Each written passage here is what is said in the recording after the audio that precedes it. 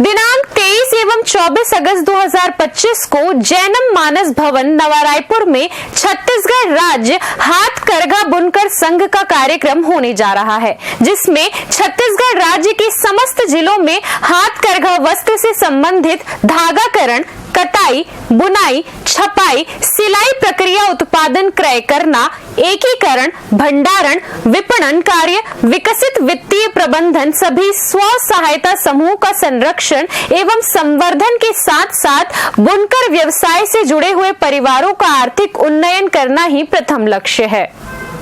देखिए, कल से राष्ट्रीय स्तर का एक बुनकर सम्मेलन आयोजित हो रहा है, ऐसी सूचना हमें प्राप्त हुई है और भारतीय जनता पार्टी और राष्ट्रीय स्वयंसेवक संघ के लोगों के द्वारा एक देश की बुनकर समस्याओं को सुलझाने के लिए और काम करने के लिए काम किया जा रहा है। बहुत अच्छी बात है। इसमें सभी जो बुनकर से संबंधित प्रकोष्ठ है सहकारिता का, मैं आपको ये बताऊं कि सहकारिता 55 प्रकार की होती है। इसमें एक प्रकार जो है बुनकर भी है और छत्तीसगढ़ राज्य में बुनकर की तो अपार संभावनाएं हैं और छत्तीसगढ़ का कोसा उद्योग देश ही नहीं विदेशों में भी जाता है, लेकिन इसमें भी सुधार की बहुत ज़्यादा आवश्यकता है। छत्तीसगढ़ की जो बुनकर लोगों की जो समस्या है उसको बैठना और उसका समाधान करना बहुत जरूरी है। सभी जिलों में समानता के स्तर पे कार्य नहीं हो रहा है। जो स्व सहायता समूह के नाम पर विद्यालयों में गणवेश वितरण किया गया है, वह भी ऐसा लगता है कि नाम तो स्व सहायता समूह का है, लेकिन कोई प्राइवेट पार्टी ने सप्लाई किया है। बच्चों के शरीर पे जो कपड़े हैं वो झूल रहे हैं। यदि स्व सहायता समूह की महिलाओं को इस रोजगार से अगर जोड़ा जाता है तो निश्चित रूप से उस जिले के समस्त स्कूलों का गणवेश का काम हो सकता है। छत्तीसगढ़ सरकार बारदाना कलकत्ता और वेस्ट बंगाल के प्राइवेट लोगों से खरीदती है। यदि बारदाना को भी बुनकर लोग बनाना शुरू कर दें तो ये मान के चलिए कि छत्तीसगढ़ में 25,000 नए रोजगार शुरू हो सकते हैं। तो इसकी संभावना तो बहुत है। देखते हैं कि इस पर क्या निर्णय होता है।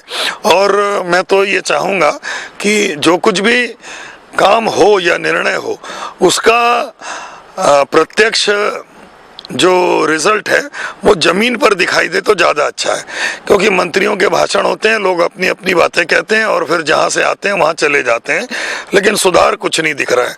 हमारे यहाँ छत्तीसगढ़ में करीब 20,000 से 23,000 महिलाएं बुनकरों से जुड़ी हुई हैं। नरेंद्र मोदी जी ने कहा है कि सभी महिलाओं को आगे आना चाहिए और महिलाओं को रोजगार में बढ़ाना चाहिए।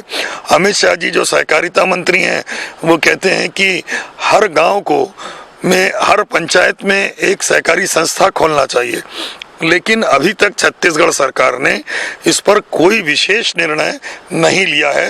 ये बहुत दुख की बात है और मुझे तो कभी कभी ऐसा लगता है कि राज्य सहकारी संघ जो सभी जिलों में होना चाहिए, आज भी 10 से 15 जिलों में है और इसकी भी जो ऑर्डर निकालना था वो पहले जहाँ तक मुझे ध्यान है जेपी पाठक जी रजिस्ट्रार हुआ करते थे, उन्होंने एक ऑर्डर निकाला था आज से 7-8 साल पहले की बात है कि हर राज्य में इसकी स्थापना की जाए, लेकिन वो फाइल में बंद है।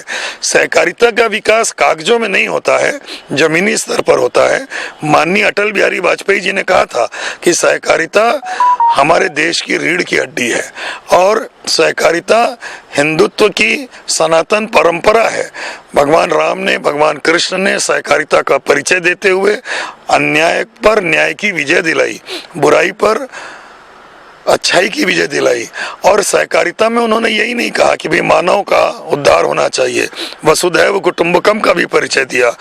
कभी नर को, बानर को, बंदरों को, भालू को, पक्षियों को, गिलहरी को लेकर उन्होंने ये परिचय दिया कि हाँ, सहकारिता के माध्यम से सबको साथ लेके चला जाए तो प्रकृति का प्रत्येक व्यक्ति वसुधैव कुटुंबकम में सहायक हो सकता है।